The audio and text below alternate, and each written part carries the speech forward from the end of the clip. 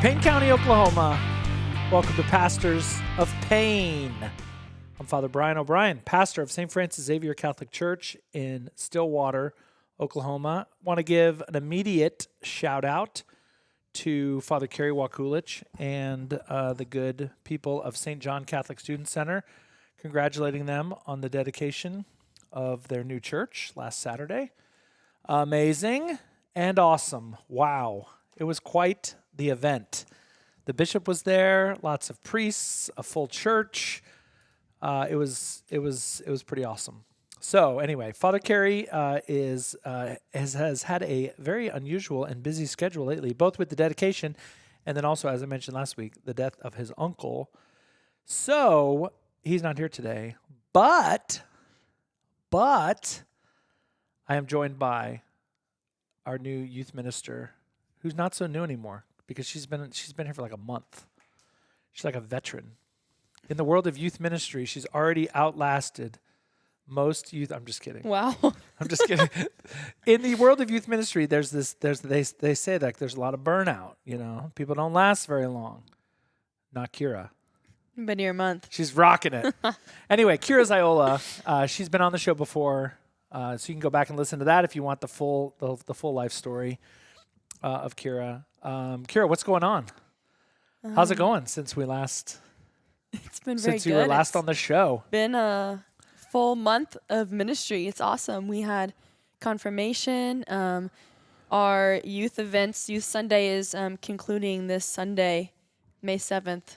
Cookout and trivia. Love it. What's the trivia? What is it? Church trivia? I don't know. Father Brian, you're supposed to come up with it. I would say. I'm coming up with the trivia? You said you would. All the questions? No, you don't have to do all of them. I'll help you. Can they be about the television show The West Wing? No. They can be about maybe some church stuff, some sports. What is President Bartlett's real music? No. But anyways, it's been great. I've been having a great time so far with the youth. Yeah, you've been meeting them, and I mean, it's on. It's on. And in the middle of all that, you've been like finishing the school year, and so it's been a tough. It's been a time balance. Yeah, but starting next week, or I don't know, 10 days or so from now, Kira will be full time. I will. It's full coming. Full time in the biz. It's coming. Okay, what else do we have coming up? Let's give everyone a little summer preview. So May 7th, that's what, Sunday? That's Sunday. Yep, that's Sunday. This Sunday. Okay. This Sunday we've got trivia. Senior Sunday. Am I really in charge of the trivia? Well, I'll help you. Don't worry about it. I have to write this down. Okay, keep going. Okay. We have Senior Sunday during the 8:30 a.m. Mass. Oh, there we this go. Sunday. All the graduates. All graduates of high school. You'll get a special blessing. There'll be cake and celebration. And it's free. Mass. The blessing is free. It is free. Wear your graduation gowns. Also. But not your hats. True. No hats. No hats in Mass. That Sunday evening, this Sunday evening, is a cookout and trivia, hot dogs and hamburgers and sand volleyball, and then some trivia that I will come up with Father Brian's I got to help. write this down. Trivia. Yeah. Oh my 6 goodness. to 8 p.m. in the Youth Center. And then also I'll give a quick preview of all the events happening this summer is going to be awesome. Yeah, it's full. So on top of Steubenville in July, but also for the high schoolers, we're going to an OKC Dodgers baseball game and Mass at the Blessed Stanley Rother Shrine here very soon. Go. It's a great day when the Catholic Church and sports come together. Exactly. And then also there'll be for high school and middle school, Father O'Brien and I are leading a series called Summer on the Shore, and it'll be at the lake. It'll be awesome. 3 nights for middle school, 3 nights for high school. Stay tuned for the awesome that will be Summer on the Shore. Yes, it's going to be good. So this is kind of, in years past, we've done something called Camp Xavier, which was like a week-long, almost like a parish mission for teenagers. This is that. Yeah. 3 days for the middle school, 3 days for the high school. But it's not going to be at the church. It's going to be on the shore. It will be on the shore. And of then, a local lake. Yes, and for high school also, late July we'll do a service day with another sand volleyball cookout for a fun summer night. And then our middle school, they will also be going to the Blessed Stanley Rother Shrine, early June. But instead of a baseball game, middle schoolers and I are going to Frontier Let's City. go. Yep, we're going to go Frontier City. ride some roller Here we come. coasters. And then in late July, we'll be having a pool party and a service day, putting those together on top of the Summer on the Shores Love it. series. So Love it. if anyone has any questions, Give Kira a shout. yeah, give me a shout And then out. all that in addition to coming, obviously, Sunday Mass, daily Mass, confession, adoration, Oh, yeah. lots of opportunities Oh, to yeah. grow in your faith. Absolutely. Okay, so today, I thought with Kira is has an expertise. Oh, really? That's awesome. You majored in exercise science, I right? did. Yeah. See, so she has Yeah. that particular expertise. Yeah. I thought, we have a variety of listeners, right? We have college students that listen. We have local Stillwater people that listen, parishioners, family members, people with kids, people without kids, people with grandkids, nieces and nephews, and brothers and sisters, and so I thought it would be interesting. You kind of see a lot on television, on social media, kind of about sort of the state of teenagers, let's say, that there are teenagers, they say, are like more connected than ever and also more depressed than ever. What else? Lonely. More lonely. Yeah, they're more connected than ever and also reporting the highest incidences of loneliness in like human history. And so I thought we would dive into that of what is that? Why is that? Kira is on the younger side of life. She's in the first quarter of life, shall we say? I hope so, yeah. And anyway, I want to focus in on that, and then maybe like we might specifically kind of get into like the life of like in Kira's experience, kind of teenage girls, and like what that entails, what they're going through. I think could be interesting, certainly for parents, but also I think just for everybody, because everybody has kind of a teenager in their life, and what are they going through? What are their struggles? And so let me just kind of initial thoughts, general thoughts. General thoughts. Yes, teenagers are going through a lot. They're seeing a lot.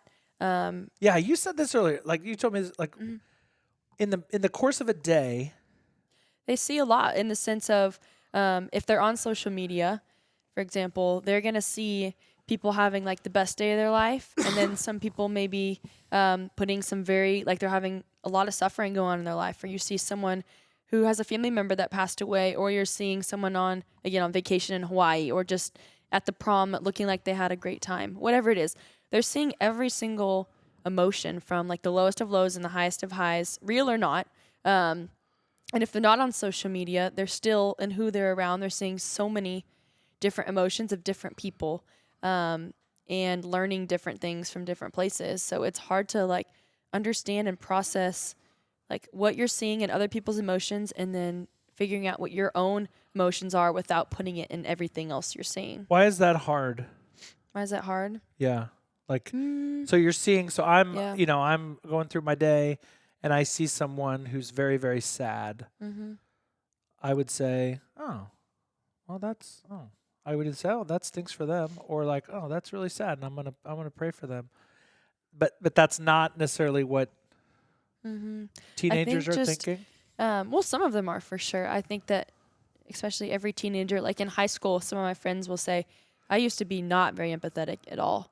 And I think it was partially just because of my age, but as I've gotten older, every year I seem to get just a little more empathetic, more understanding.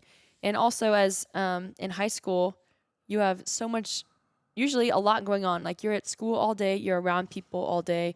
And if you're not around people, if you're homeschooled, you're still learning and doing something all day. And then you have sports at night or band at night, go to bed and do it again. And so there's not much time at all for like reflecting and figuring out how you actually think and feel. It's just everything is moving fast. So like It's a reaction. yeah, everything's a Yeah. reaction. Interesting. There's not much time to just, and they don't know how. I didn't know how to just like sit and understand interiorly how I'm actually feeling instead of just a reaction to everything around me. And so you said you didn't do that, but now you do. What Somewhat, yeah. what I hope cha- to. I try to. what changed? I mean, it's just you grew up. Partially, and also a large part of it has to do with um, increased faith life, honestly. The more and more I grow closer to Christ, the more aware I am, and the more like healthy I am. That kind of thing. It takes time, faith, and but also I will say very importantly, who you're surrounding yourself with is the huge one, which that could open a whole new door of high schoolers having friends who aren't kind to you it's not going to help you really maybe in the long run it will, but at the time it may hurt you, and you just don't know yet how to really I don't know if regulate's the right word, but just how to like Yeah, that's a deal good with word that. for it. Yeah. So that's one thing.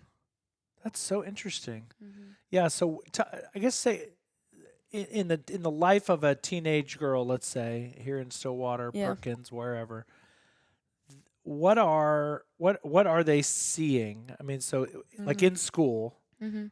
what are they being exposed to, approached with? What does that look like? So many things. A lot. I would say it's very caught up in the world, honestly. So everything is pretty worldly in the sense of, let's see, like high schoolers. I mean, if depending on which school, you might be seeing kids vaping all the time, doing drugs all the time. There's people cussing all the time. There's some people who believe in the gospel of Jesus, and there's some people who believe in the complete opposite, and there's some people that believe something here and there. Maybe are preaching a false gospel.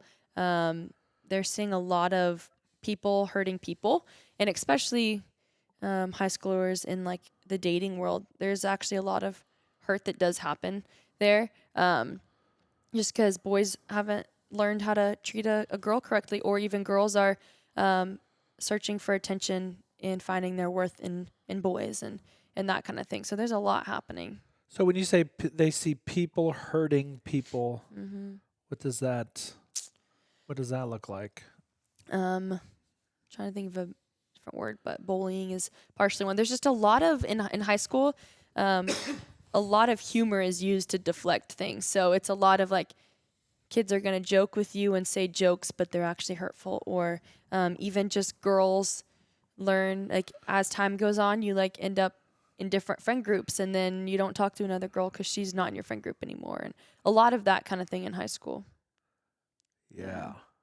Yeah. And like every day. Mm-hmm.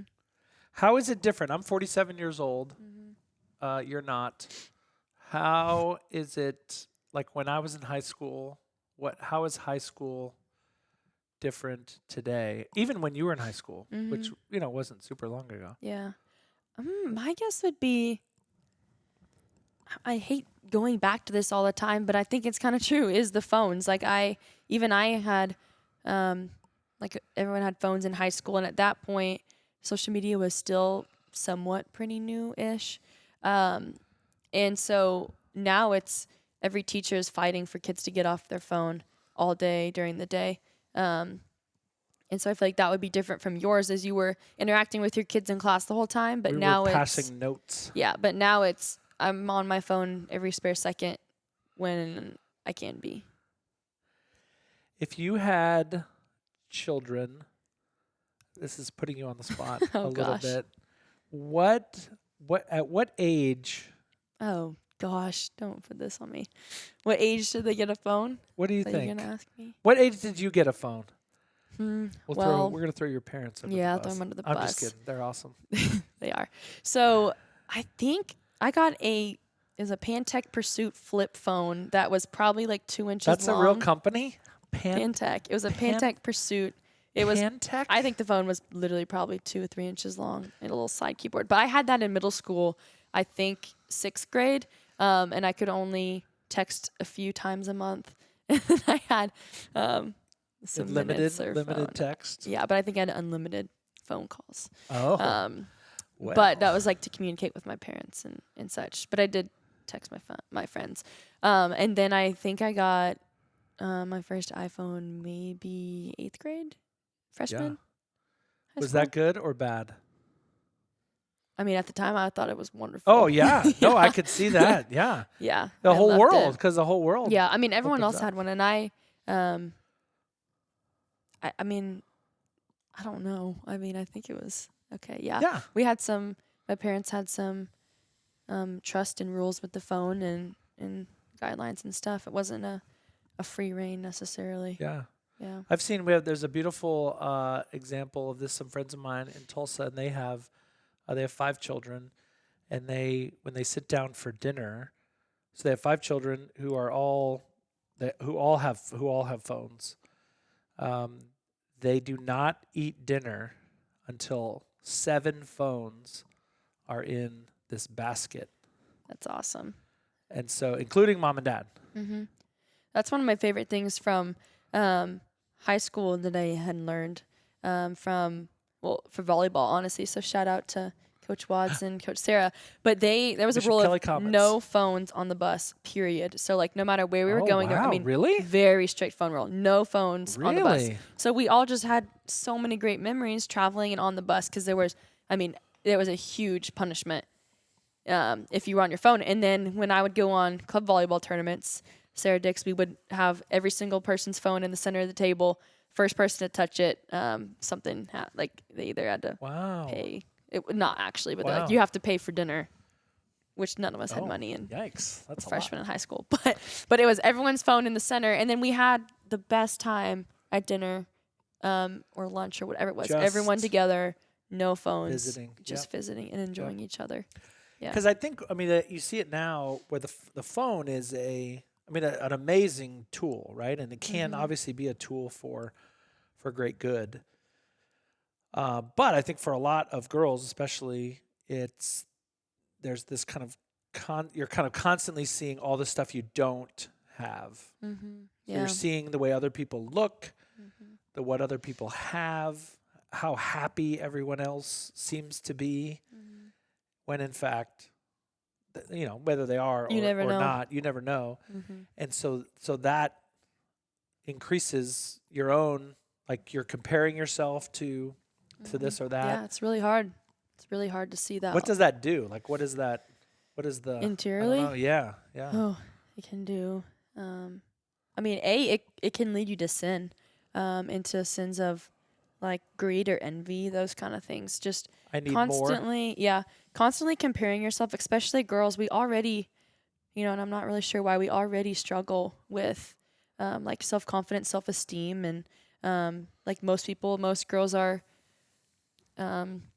aware of like what they look like or what they don't look like, that kind of thing, and then they see everyone on social media or famous people or whatever that look what they want to look like, and it's just really hard because it's an unrealistic reality sometimes, and you lose most of the time, and you just I think, and I struggle with it too, but you lose the reality of just like loving who God created you who to you be, are.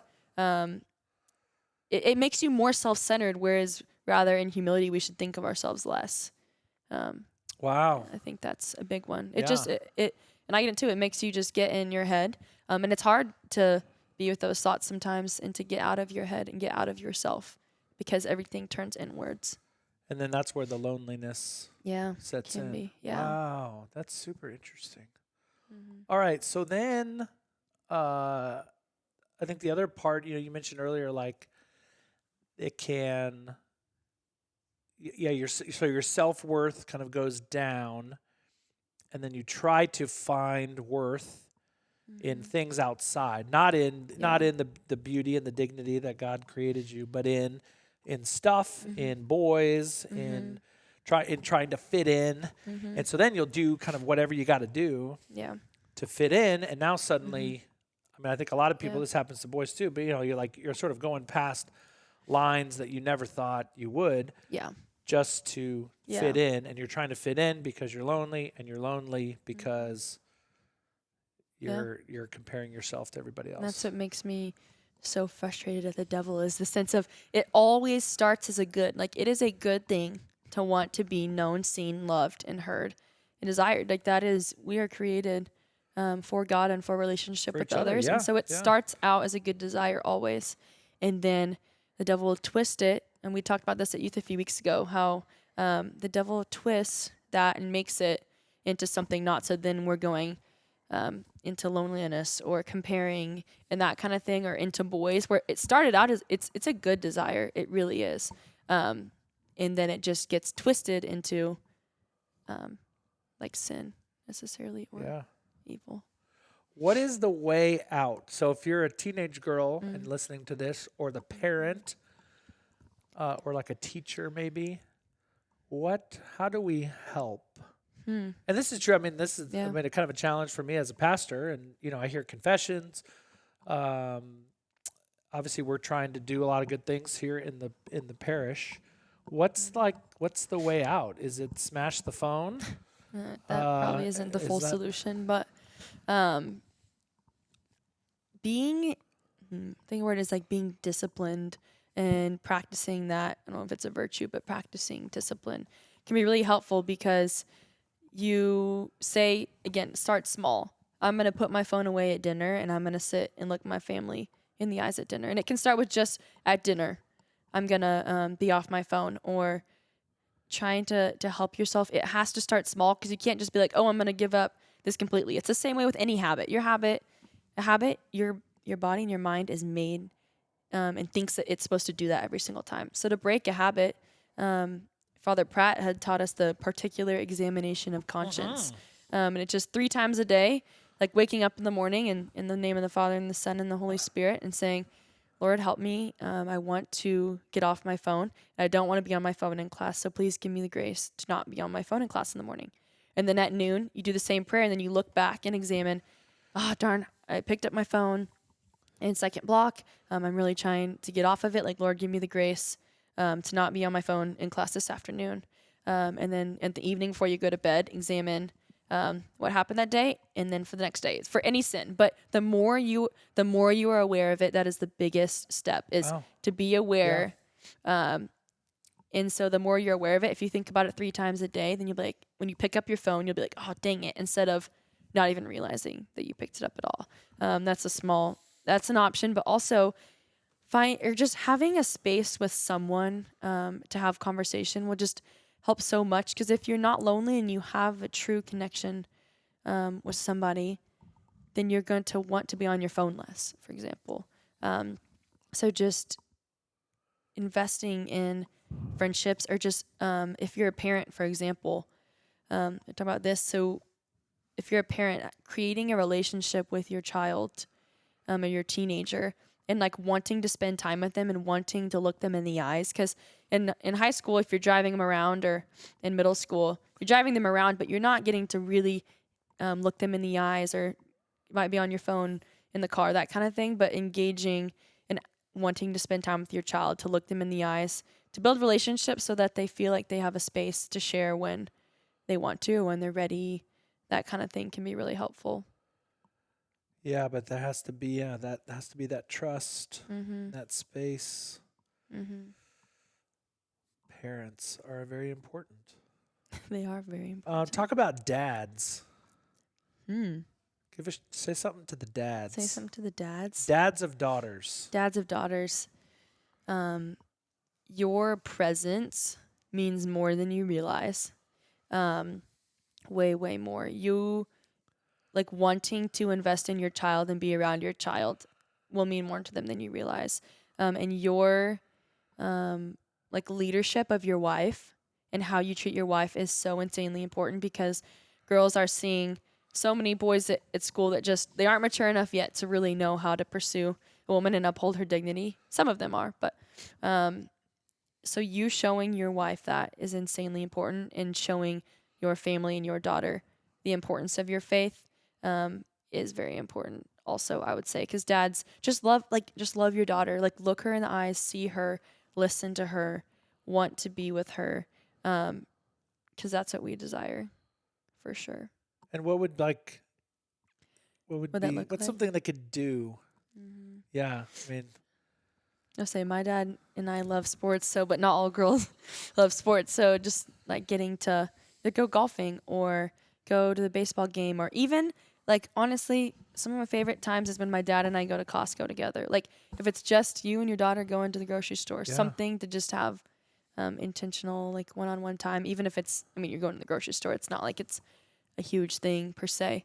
Or it even takes dad's in humility. Like, maybe you don't like whatever your daughter's interested in, but, like, humble yourself and ask her about what she's interested in, and, like, be with her in it, and ask her if you can be a part in it in any way. Like, maybe, I don't know what, it could be literally anything. Like, say your daughter doesn't like sports and she likes Ballet or band. Like, invest in that and, like, actually ask her questions about it and look into it and want to know about it. Watch some YouTube videos about ballet. Yeah. Get on it. Yeah. St. John Bosco, I don't know if he actually said this. It's always been attributed to him, where he says, if you love what they love, they'll love what you love. That's a good one. To jump in on. Yeah. That's good. Okay, how about moms? Moms of daughters. Moms of daughters. There's a really, and I'm not a mother, so I don't know the mother side of it, but my mom did a great job of this, of not being like my best friend, but also not being someone distant. Like, you don't want to know every single thing and every single conversation that your daughter's having at school, that kind of thing, or with her friends, but also not knowing anything at all. Like, tried to find that happy medium of knowing about them in their life, but not digging to know every single thing to where they're oversharing or something like that. That's to say, moms, just, again, I just keep going back to loving. Like, just love them to, like, make them known, feel known, seen, heard, loved.